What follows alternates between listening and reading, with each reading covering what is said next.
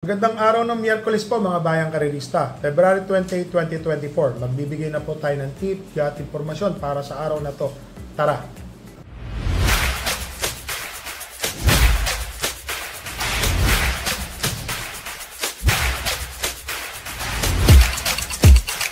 So mga bayang karelista, meron pong hinandang 8 karera sa araw ng Miyerkules. Ito po, manipis na mahirap po. Balancing po ang lineup po. So wala po tayong kabayo na tatakbo sa araw na to. Ito po yung last day ng ating birth month po. So bigay na po tayo ng tip. Dito po sa race number 1, 3-year-old and above maiden race. First choice ko po is Spirit of Might. Sasakyan po ni Pabs and Caballejo. Nasa tingin ko po, malaki po ang panalo. May katuli na po itong kabayo na to. Saka tumakbo po ito nung nakaraan, nung maiden stakes race po. May inam po itong kabayo na to. Ang second choice ko po yung entry number 6 na si Beltuna. Ito pong si Beltuna, always in the money po ito, segundo, tercero. So, tingin ko, ito po ang magbibigay na magandang laban o baka siya po ang mayamado rito. So, dito po sa race number 1, first choice po, entry number 3, Spirit of Might. Second choice po, entry number 6, Beltuna. Dito na po tayo sa race number 2, mga bayang karelista, 1,200 meter race. 6 runners po. Dito po ako sa couple entering 1 and 1A. Grand Monarch and Hang Loose.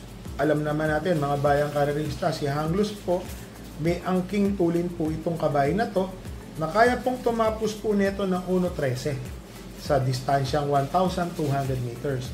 At meron pa po siyang isang dramating kabayo na nakakatutok po, si Grand Monarch. Pwede po itong sumalida ng tersero agad na nakadikit po sa kanila dahil tingin ko po, may mga hahabol din po agad kay Hang Loose dito sa unahan. Ang second choice ko po dito yung entry number 6 na si Hombre. Papatnubay na po ni CB Ardona. So, ito po ang nakikita kong makakatutok agad kay Hang Loose. So, sa tingin ko po, isa po ito sa makakalaban nila rito. So, dito po sa race number 2, first choice po, entry number 1, Grand Monarch, 1A Hang Loose. Second choice po, entry number 6, Hombre. So, dito na tayo sa race number 3, mga bayang karerista. First choice po, entry number 4, Aliana. Ito pong si Aliana, ang ganda po ng tinakbo nito nung nanalo po. Anong segundo po, si Bonnie Avenue kay Kentucky Rain. So, napansin ko po yung takbo ni Aliana. Tingin ko po, nandoon na po yung buti niyan, ng kabayo na yan. Ang second choice ko po dito yung entry number 6, No Sen Yong Yana. So, rating 10 na po ito, nakababa po ng rating bracket. So, sa tingin ko po, ito po yung magbibigay na magandang laban sa entry number 4.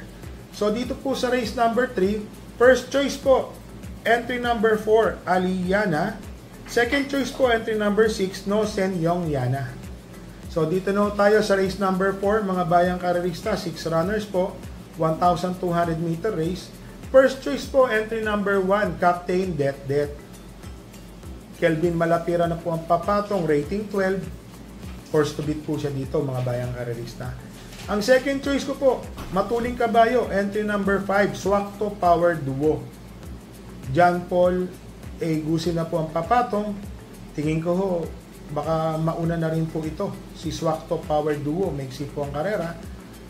Malaki po ang panalo. Ang third choice ko po, 3 and 3A, Dugong Bugaw and Primetime Magic. So si Primetime Magic po, King Flores po, alam naman natin, itong hinete na to may kaakibat na swerte po. Then may Dugong Bugaw pa na isang matulin din.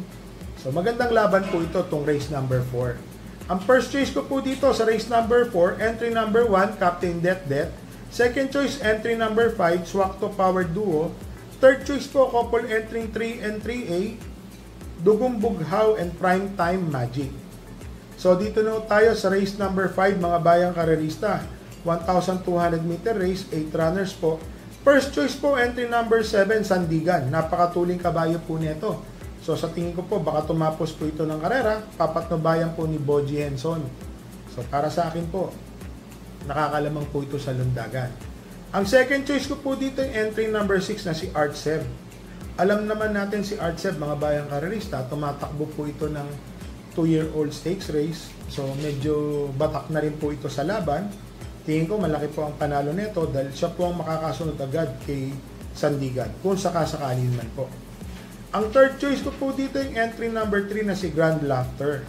So tinitignan po natin si Grand Laughter. Nakababa na rin po ito ng ratings.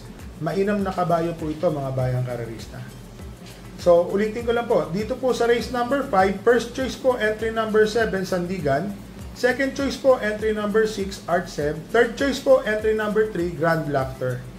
So dito na tayo sa race number 6 mga bayang karerista, 1,200 meter race, 7 runners po. First choice po entry number 5 Golden 8. So ito pong si Golden 8, kung pagmamasdan po natin yung mga takbo nito, prati pong nandoon po ito. So may kainaman po itong kabayo na to. So sa tingin ko po, kahit saan manggaling, basta alam nyo na, malaki po ang panalo nito. Ang second choice ko po yung entry number 4 na si Start. Mga bayang karerista, si Start po galing sa panalo. Ang inam po ng tinakbo nito, ng kabayang Start na to. So siya po ang nilalagay kong second choice po. And then Mark Alvarez pa po ang partner niya, ang hinete niya. So sa tingin ko po, malaki rin po ang panalo nito. Ang third choice ko po, medyo dihado po, entry number 1, Private Dining. Ito pong si Private Dining, mga bayang karerista, naiinaman po ako rito sa kabayo na to. Maganda po ang itsura nito. And nasa numero 1, may katulinan po ito. So sa tingin ko po, may panalo po ito. Ngayon, kung meron po tayong sobra, dagdag po tayo dahil balansyado po itong race number 6 sa tingin ko po. So ang first choice ko po dito sa race number 6, entry number 5, Golden 8. Second choice, entry number 4, Start. Third choice, entry number 1, Private Dining. So dito na tayo sa race number 7, mga bayang karerista, 10 runners po. 1,400 meter race. First choice po, napakatuling kabayo, papatnubayan po ni John Alvin Guse, entry number 6, Sinag. So sa tulin ng pacing nito, baka wala pong makadikit. So para sa akin po, kung talagang, kasi nasa placer na po ito 5 placer, tingin ko po, lamang po ito. Ang second choice ko po dito, magugulat po kayo, dihado, entry number 7, Alashimi. Ito pong si Alashimi, mga bayang karerista, kung mapapansin nyo po, may takbo po itong nasigundot na tersero. Recently lang po, may kalakasan po ang laban, dumadating na po siya. Mukhang nakukondisyon na po yung kabayo na to. Ngayon, ang third choice ko po, dihado, entry number 7, Catch Whiskers. So may takbo po ito nung nakaraan, segundo or tersero. Nasa balya po, sumusungaw na po ito. Kala ko mananalo, magtutuloy-tuloy. Yun nga lang, mainam po talaga yung tumalo kay Cat Whiskers. So dito po sa race number 7, first choice po, entry number 6, Sinag. Second choice, entry number 10, Alashimi. Third choice po, entry number 7, Cat's Whiskers.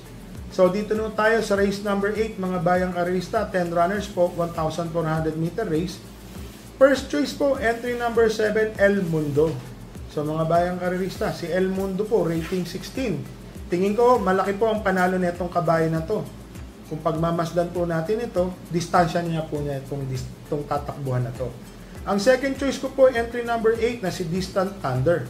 Mainam na kabayo po ito. Magaling na kabayo at mainam na kabayo si Distant Thunder. Ito po ang isa sa makakalaban po nung El Mundo. Naglagay po ako ng third choice, yung entry number 3 na si Hiroshima, mga bayang karerista. Ito pong si Hiroshima, nakakatatlong sunod-sunod na panalo na po ito. Malalakas po ang tinalo nito. Isa po sa tinalo nito ay si Mayten. Sa tingin ko po, nasa peak po yung kabayo na to ngayon. Mainam na mainam po. So dito po sa race number 8, first choice po, entry number 7, El Mundo. Second choice, entry number 8, Distant Thunder. Third choice po, entry number 3, Hiroshima. So mga bayang karerista, papasalamat lang po ako dahil nakaisa po kayo sa birthday ko. Itong buong month of February, naka-4 na panalo po tayo. 3 tersero, 3 segundo. So sayang wala pong nakasali sa mga kabayo po natin ngayong araw ng Miyerkules. Pero ito namang darating na Sabado-Linggo, sana makasali po sila. At least meron po tayong matataya mga kabayo po natin. So mga bayang karerista, happy racing po and stay safe po.